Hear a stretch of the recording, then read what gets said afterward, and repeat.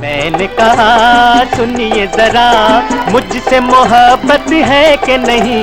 ਤੁਹਾਡੇ ਮਨਪਸੰਦ ਭੁਲੇਖਾ ਟੀਵੀ ਵੱਲੋਂ ਮੈਂ ਲੈ ਕੇ ਆ ਰਿਹਾ ਤੁਹਾਡੇ ਲਈ ਫਿਲਮ ਇੰਡਸਟਰੀ ਦੇ ਸਿਤਾਰਿਆਂ ਦੀਆਂ ਲਵ ਸਟੋਰੀਆਂ, ਉਹ ਲਵ ਸਟੋਰੀਆਂ ਜਿਹੜੀਆਂ ਕਦੀ ਭੁਲਾਈਆਂ ਨਹੀਂ ਜਾ ਸਕਦੀਆਂ। अपनी किस्मत पे हमको बड़ा नाज है, तेरा नाम साथ साथ होगा सिया कुछ अरसे के बाद।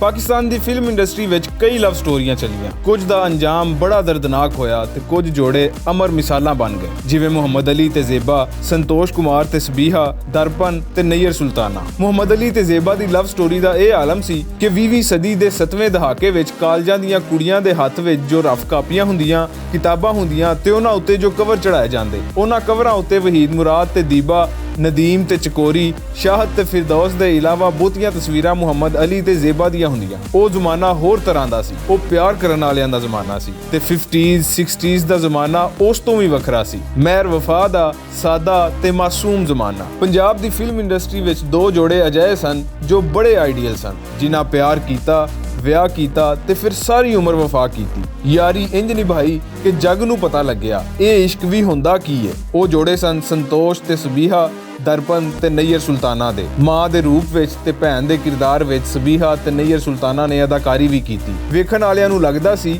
ਉਹ ਸਿਰਫ ਉਹਦੀ ਮਾਂ ਤੇ ਭੈਣ ਹੈ। ਸੰਤੋਸ਼ ਆਪਣੀ ਥਾਂ ਧੀਮੇ ਮਿਜ਼ਾਜ ਦਾ ਵਰਸਟਾਈਲ ਪਰਫਾਰਮਰ ਸੀ ਤੇ ਦਰਪਨ ਮੁੰਡਿਆਂ ਖੁੰਡਿਆਂ ਦਾ ਆਈਡੀਅਲ ਐਕਟਰ, ਸ਼ੋਖ, ਚੰਚਲ ਤੇ ਸ਼ਰੀਰ ਕਿਰਦਾਰ ਸੀ। ਤੇ ਦੂਜੇ ਬੰਨੇ ਪਾਕਿਸਤਾਨ ਦੀ ਫਿਲਮ ਇੰਡਸਟਰੀ ਵਿੱਚ ਜਿਹੜੇ ਲਵ ਬਰਡਸ ਦੁਖੀ ਹੋਏ, ਉਹਨਾਂ ਦੀ ਲਵ ਸਟੋਰੀਆਂ ਦਾ ਦਰਦਨਾਕ ਅੰਜਾਮ ਹੋਇਆ। ਜਿਉਂਦਿਆਂ ਜੀ ਮਰਨਾ ਪਿਆ ਜਾਂ ਹਿਜਰ ਵਿਛੋੜੇ ਦੇ ਜਾਮ ਪੀਣੇ ਪਏ। ਉਹਨਾਂ ਵਿੱਚ ਸ਼ਾਹਿਦ ਤੇ ਫਿਰਦੌਸ ਦਾ ਪਿਆਰ ਵੀ ਏ ਤੇ ਨੂਰ ਜਹਾਂ ਤੇ ਇਜਾਜ਼ ਦਾ ਵੀ। ਪੰਜਾਬੀ ਫਿਲਮਾਂ ਦੇ ਦਲੀਪ ਕੁਮਾਰ, ਅਕਮਲ ਤੇ ਸ਼ੀਰੀ ਦੀ ਪ੍ਰੇਮ ਕਹਾਣੀ ਵੀ ਏ ਤੇ ਮਨਜ਼ੂਰ ਚੱਲਾ ਤੇ ਰਾਣੋ ਦੀ ਲਵ ਸਟੋਰੀ ਵੀ। ਨਜ਼ੀਰ ਤੇ ਸੂਰਨ ਲੱਤਾ ਦੀ ਕਹਾਣੀ ਵੀ ਏ ਤੇ ਮੁਸਰਤ ਨਜ਼ੀਰ ਦੀ ਵੀ। ਸਟੋਰੀ ਹਬੀਬ ਤੇ ਨਗਮਾ ਦੀ ਵੀ ਏ ਤੇ ਚਕੋਰੀ, ਗਜ਼ਾਲਾ ਤੇ ਕੈਫੀ ਦੀ ਵੀ। ਹੋਰ ਕਾਮਯਾਬ ਇਸ਼ਕਾਂ ਵਿੱਚ ਨੀਲੋ ਤੇ ਰਿਆਜ਼ ਸ਼ਾਹਦ ਦੀ ਬੇਮਿਸਾਲ ਕਹਾਣੀ ਵੀ ਏ ਤੇ ਬਾਲੀ ਜੱਟੀ ਦੀ ਵੀ। ਇਹ ਸਾਰੀਆਂ ਲਵ ਸਟੋਰੀਆਂ ਅਸੀਂ ਤੁਹਾਨੂੰ ਵੇਲੇ ਕਵੇਲੇ ਸੁਣਾਉਂਦੇ ਰਵਾਂਗੇ ਤੇ ਇਸ ਤੋਂ ਅੱਡ ਦੂਜੇ ਸ਼ੋਬਿਆਂ ਨਾਲ ਤਾਲੁਕ ਰੱਖਣ ਵਾਲੀ ਵੱਡੀ ਸ਼ਖਸੀਅਤ ਦੀ ਲਵ ਸਟੋਰੀਆਂ ਵੀ ਸੁਣਾਉਂਦੇ ਰਵਾਂਗੇ। अपनी किस्मत पे हमको बड़ा नाज है।